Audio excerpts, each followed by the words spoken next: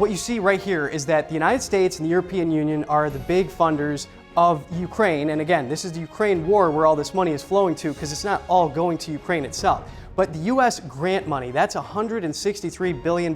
That is not a loan. That is just money that the United States pays out and is not expecting to receive back. So that's a big area that President Trump has been focusing on and trying to get minerals deals and other things like that, because that's a lot of money that the United States gave without any return, of course. So in terms of financial aspect. But now the European Union, look at this, they have given about $94 billion in grants to Ukraine or involved in the war, but they've also sent $51 billion in loans. So that's money that their countries would eventually receive back. And again, this doesn't include the G7 loan agreement here, which includes $20 billion from the United States and the European Union and $10 billion from other countries, right? So the United States, as you can see, does not have any loans outside of that G7. So in these loan categories, it's mostly coming from the EU and other nations. This would be like Canada and so forth. Again, they're appropriating money in response to the Ukraine war. I mean, this is a 3-year war. It could be a war of attrition by some accounts. You have people who think that the U.S. is spending too much, or who are either unsure, a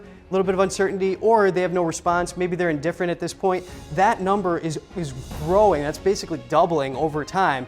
Now, the Americans who think that it's not enough or about right, again, that is shrinking over time. So this is either going to people who think it's too much, or if it's or if they're unsure. But again, the not enough, again, that's coming from 40% all the way down to about 20. So that's cut basically in half. So that's a recap of the sentiment and the cash flow surrounding the Ukraine war. Back to you.